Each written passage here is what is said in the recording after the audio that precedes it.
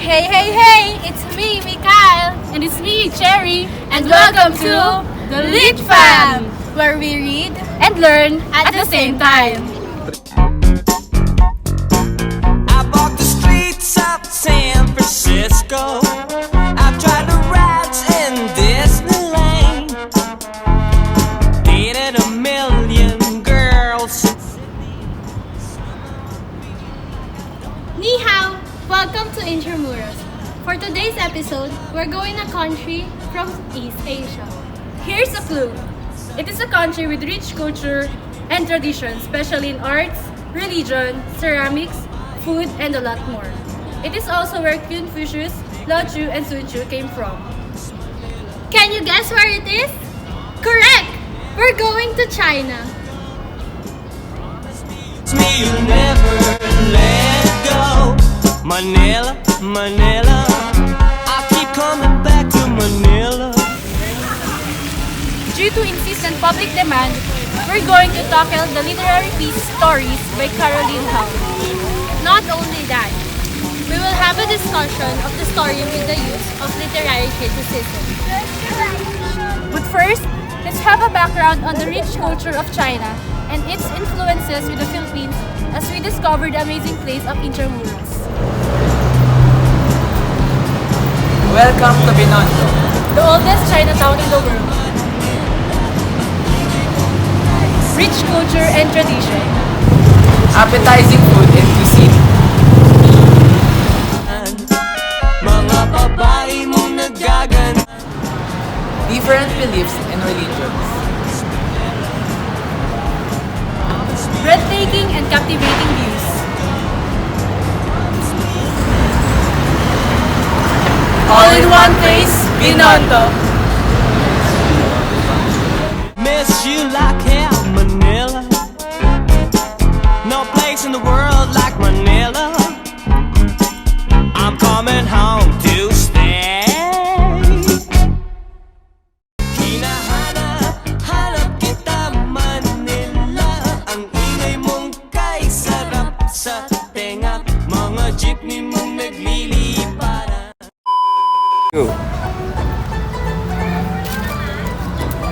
Hey, hey, hey! It's me, Mikhail! And it's me, Cherry, and welcome to Lit Fam, where we read And learn at the same time. On the second part of this video, we're going to analyze a literary piece entitled Stories by Caroline Howe. but first, let us listen to a summary of the literary piece Stories presented by J.K. Makatangay. So the literary piece Stories talks about the main character's family's migration from China to the Philippines. So the main character narrates her personal experiences and the stories her father told her ever since she was a child. Now, let's go back to Cherry and Mikhail. Thank you, Jiggy, for that wonderful charot. Ang OA na, basta yun. Thank you. So now, let's start analyzing the literary piece with the help of these 3 postcards in my hand. Now, Cherry, pick. Who's that? To further explain this girl in the picture and also post-colonialism, let's have Brent Charles. Hey, it's me, Charles. The girl in the picture is Caroline Howe. She is known for her work on Filipino culture and books, Bachelor of Arts in UP and MA, and PhD of English Language and Literature in Cornell University. Why post-colonialism? The author states that his father can only see his father after the war because he is serving for the country. War has been a part of several countries' way of colonizing a country. With that, it can be seen that it resulted negative effects with the author's family and also to the country. China experienced hard times during this time where they have to steal their own salt and their own sea. Now, let's hear from Rosemary Cruz the different guide questions in post-colonialism. Hey guys, it's me Rose and I'm here to answer these questions about post-colonialism.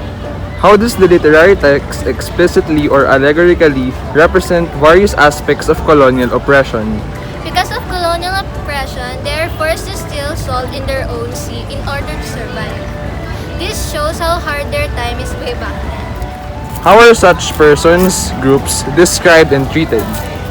China is described as that was how low China had fallen in our times. Now let's go back to Sharon Mikhail.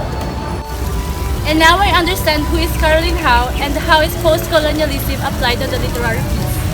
Now, Cherry, pick the next postcard. What's that? Festival? To further explain this event on the picture and how its formalism applied to the literary piece, let us welcome Jiggy Makatangay. Hi, ako si Jotik. In this picture, this is Chinatown in Binondo. It is oldest and established in 1594 by the Spaniards. Chinese zodiac has also made a big impact to the Filipino tradition. Also, Chinese New Year has been a part of the yearly celebration of Filipinos. So, why formalism? The author used rhetorical strategy of description to convey the literary language of the plot. Also, she used imagery to describe the characters, narratives, and situations of the plot. Now, let us proceed to Brent Charles for the guide questions of formalism. Hi, it's me, Brent Charles, and I'm here to answer the guide questions for formalism. How are the events of the plot recounted? The author uses the style of flashback in narrating the story because he recalls every narrative that her father told her. It is an effective way to appeal to the emotion of the reader because it is not just about the story but also the memory. How does the work's organization affect its meaning? The organization of the different details in the story serve as an effective way for the authors in reminiscing the stories of her another. Now let's go back to Mikhail and Cherry. Now I know that Binondo is the oldest Chinatown in the world and how is formalism applied on stories. Now, Cherry, wala ka nang pipiliin ko na lang, wala ka nang choice. Wow, foods! Because, but may I ask, ano yung favorite mo dyan na food sa picture na yan? Lumpia? Oh, yes. Ayaw na lang kang gulay. To further explain this picture and how is structuralism applied on the literary piece, let's call on Rosemary Cruz. Hey, it's me, Rose. These are the different Chinese delicacies, Shanghai Siomai Siopao, and different more. So why structuralism? Looking at the smaller part of the story, the author uses the different flashback narrations in order to create a bigger image of the story. This led to a bigger image where the structure is interconnected with each other in terms of ideas and flow. Now let us proceed to Jotik for the different guide questions for structuralism. Hi, ako ulit si Jotik, and I'm here to answer the different guide questions on structuralism. What's the relationship between the text and culture? The text mirrors the culture of China just like how they do their own food. For example, how they turn their own sea into salt. What are the patterns of the text that make it fit in with a specific genre? Stories by Caroline Howe uses the technique when there's actual historical events on a literary work. Now, let's go back to Cherry and Mikhail. Thank you, Jiggy, for that explanation. And now we know how structuralism is applied on the literary piece. And now we're craving for this Chinese food. Mikhail? And it's a wrap, guys. That's all for today. We hope that you like this video and like, share, and comment down below for more suggestions. And again, I'm Mikhail. I'm Cherry. And we are the Lit Fam, where we read and learn at the same time.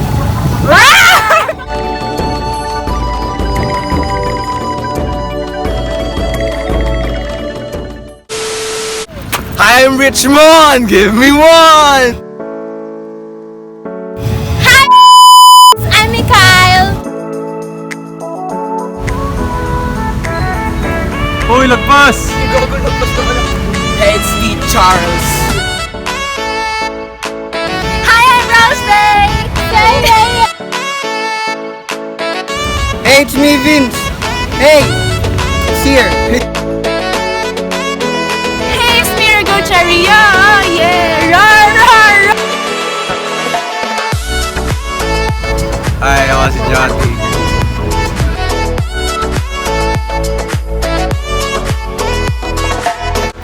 Hey guys, it's me, Rose, and I'm here to...